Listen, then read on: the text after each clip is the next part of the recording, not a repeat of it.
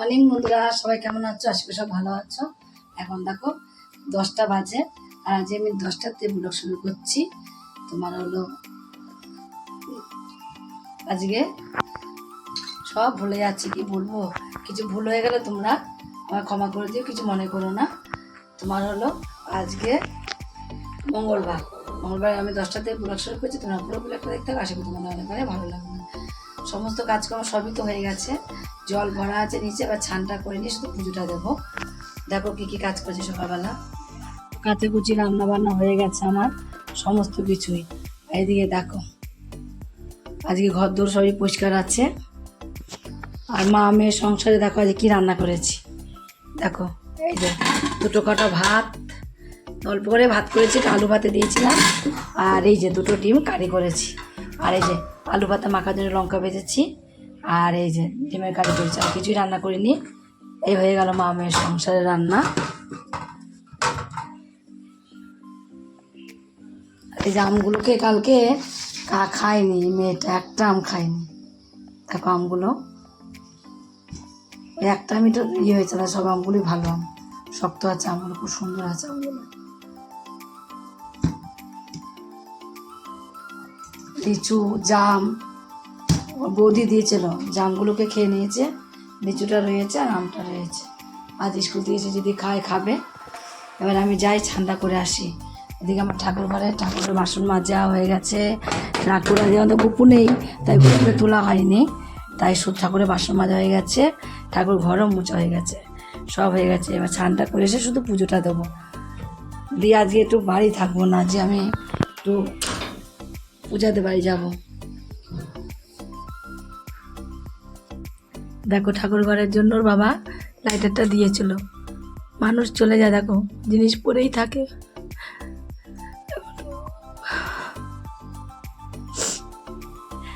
এমন হয়ে যাবে আমরা ভাবতে পারিনি আমাদের জীবনে এরকম একটা জ্বর আসবে।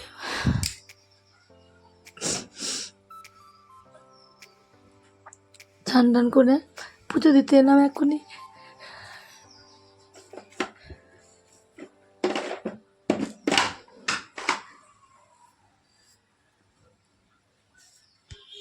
কার কখন কেউ বলতে পারে না। আমরা কি ভেবেছিলাম যে আমাদের এই দিনটা দেখতে হবে? সময়ে মানুষ যায়, সময় যখন হয়, মানুষ যখন চলে যায় ঠিক আছে, কিন্তু এখনো সময় হয়নি, এখনো মনের বয়স হয়নি যে চলে যাবে, যাওয়ার সময় হয়নি। স্যার আমরা মানতেই পারি না, কিছুতেই মেনে নিতে পারি না যে আমাদের হঠাৎ করে এত বড় একটা সর্বনাশ হয়ে গেল।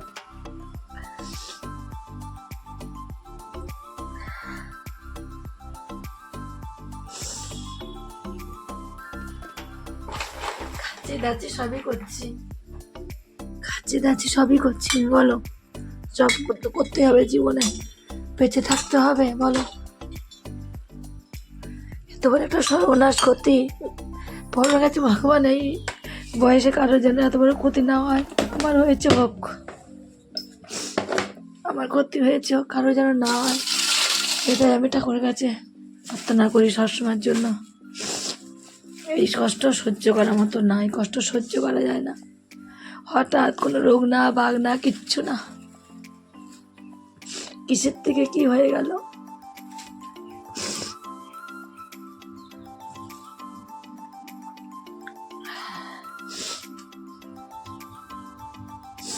আমার ছোট মেয়ে তো পুজো মুজো দিতেই চায় না ঠাকুরের কাছে। তোমরাই তো দেখতো কেমন ঠাকুরকে ভালোবাসতো, ঠাকুরের কাছে পুজো দিত, তোমরা নিজেই দেখেছো। আমার ছোট মেয়ে এখন আর ঠাকুরকে আর পুজো দিতে চায় না। ও খুব কষ্ট পেয়েছে, ওই বয়সে বাবাকে হারিয়ে খুব কষ্ট পেয়েছে, তাই পুজো মুজো কিছুই দিতে চায় না। তোমাদের বললাম না বন্ধুরা যে আজকে আমরা বাড়ি থাকবো না, আজকে পূজাতে বাড়ি যাবো। তা আজকে পূজাতে বাড়ি এসেছিলাম, একটুখানি বেরিয়েছিলাম, এক জায়গায় গিয়েছিলাম, ওখান থেকে সোজা পূজাতে বাড়ি এসেছিলাম। যেহেতু পূজা যে বাড়ি আছে, তাই পূজা বললো মা আজকে এই বাড়ি আসো, এসে থাকো। তার জন্য এই বাড়ি এসে দুপুরবেলা আমরা খাওয়া দাওয়া করেছি। কে দেখো সন্ধ্যা হয়ে গেছে, কিন্তু এখনও বাড়ি যেতে পারিনি। কটা বাজে দেখো, 7টা বাজে, এখনও বাড়ি যেতে পারিনি আমরা।